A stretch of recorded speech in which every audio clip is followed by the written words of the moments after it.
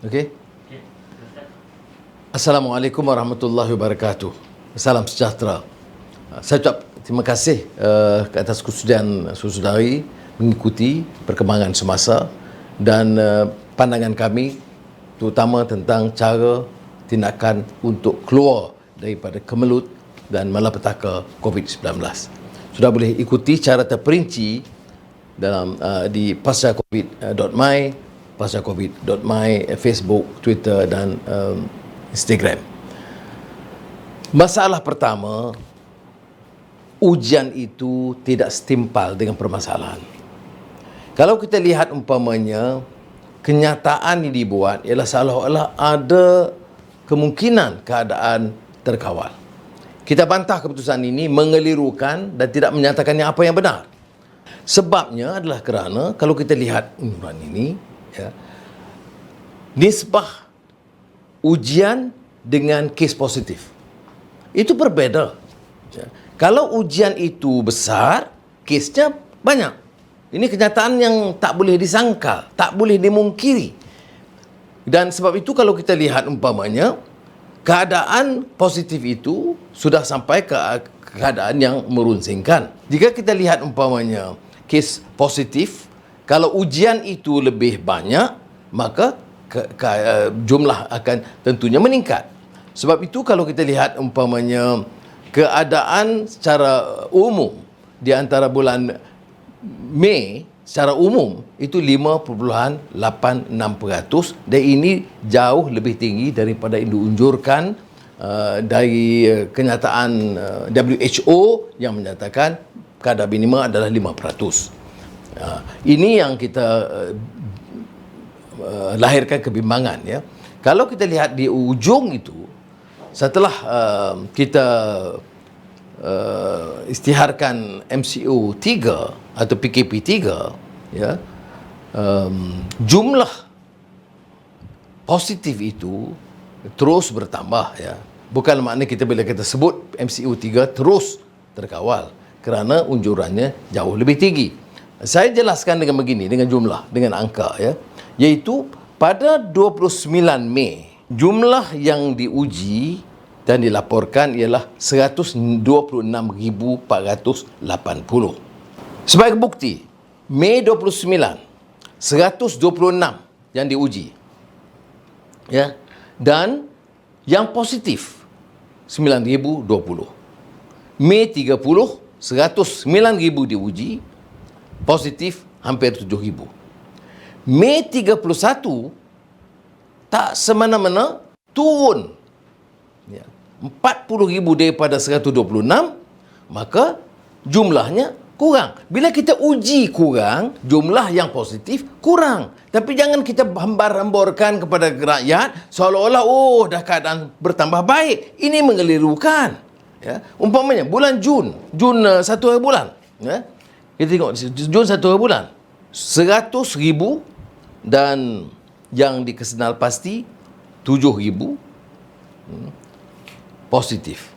Berdasarkan kenyataan yang tersebut, kalau kita gunakan jumlah 126,480 umpamanya secara konsisten, ya, tuntas, apa yang kita unjurkan kes positif adalah bertambah, ya, iaitu sehingga 7%. Kalau 7% sehingga 76%, makna jumlahnya akan juga bertambah. Maknanya pada 3 hari ini kita akan catat 8-9,000 yang sepatutnya. Sebab itu bagi rumusannya dalam maudhu' ini, kita harus tegas dalam memastikan jumlah yang disaring itu tetap kekal di tahap yang tinggi.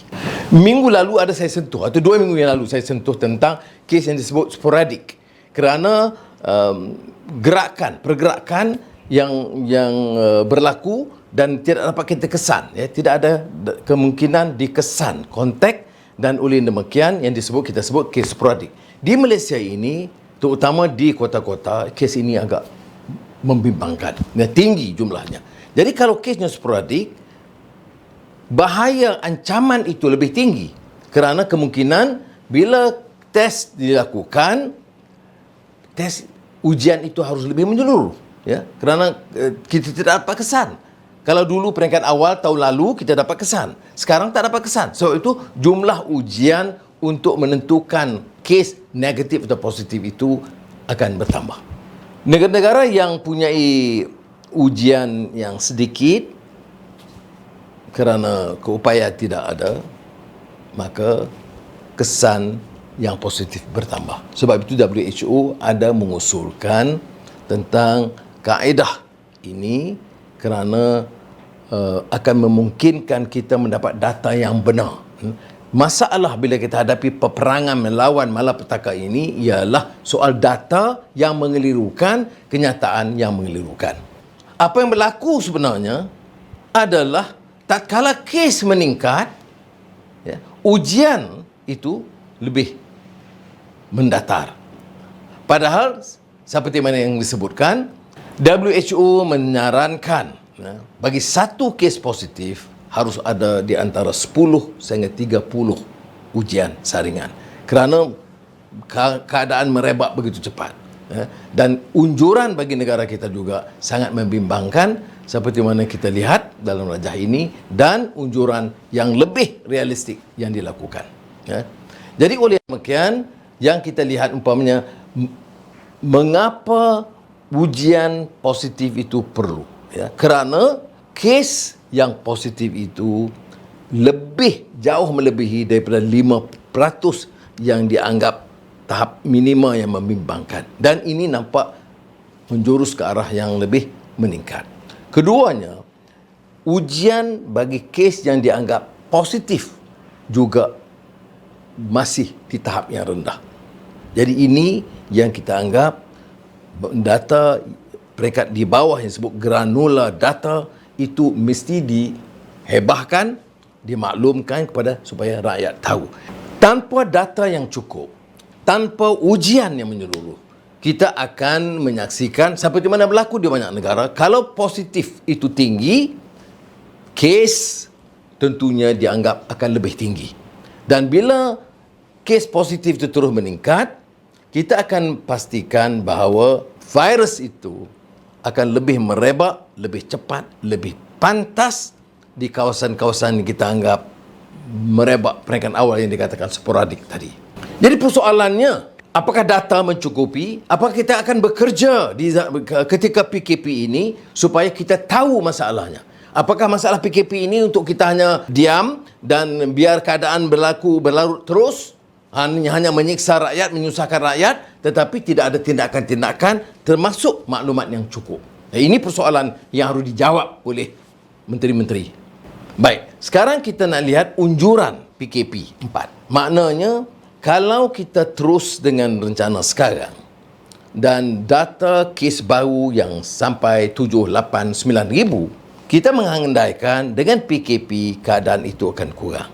Ada pernah kita dengar berapa lama di PKP sebenarnya? 2 minggu yang diumumkan, ditambah kerana sebelum ini Perdana Menteri kata tidak ada PKP, Menteri kemudian laksanakan. Nah, kalau kita dengar mereka, rencana mereka, kita nak tahu kalau kita adakan PKP 2 minggu atau 3 minggu, berapa pengurangan kes? Bagaimana kita boleh strategi keluar daripada kemelut dan malapetaka ini? Kalau kita katakan kita mau turun jumlah daripada 7-8 ribu ini kepada 4 ribu sehari, dia memerlukan 1,5 bulan kalau ikut anjuran. Kalau kita perlukan umpamanya turun sehingga 3,000 atau 1,250, dia memerlukan sampai September, Oktober. Pimpinan mesti berikan penjelasan supaya kita tahu untuk apa PKP dan apa unjuran dan bila gerangan penyelesaian yang boleh dipercayai. Seperkara lain, dalam penyelesaian ini, janganlah kita angkuh, tak mau dengar pandangan pakar-pakar dan juga kajian-kajian berdasarkan sains data. Umpamanya, kita katakan penyelesaian tidak boleh menyeluruh. Masalah di Johor yang dianggap boleh selesai PKP dalam tempoh yang lebih singkat tidak sama dengan Pulau Pinang yang jangkaannya itu lebih panjang. Masalah di Kelantan, di Pahang lebih rumit lagi. Jadi hal-hal ini harus dikaji dan oleh demikian penyelesaiannya tidak boleh dianggap penyelesaian yang menyeluruh bagi sebuah negara, satu negara. Dia mesti melihat keadaan, sebab itu data harus cukup untuk yakinkan rakyat, jangan salahkan rakyat, yakinkan rakyat. Kalau kamu ada wibawa, kalau kamu tidak khianat, kalau kamu tidak cuai dalam tanggungjawab itu, maka kamu boleh yakinkan dengan data yang cukup. Ya.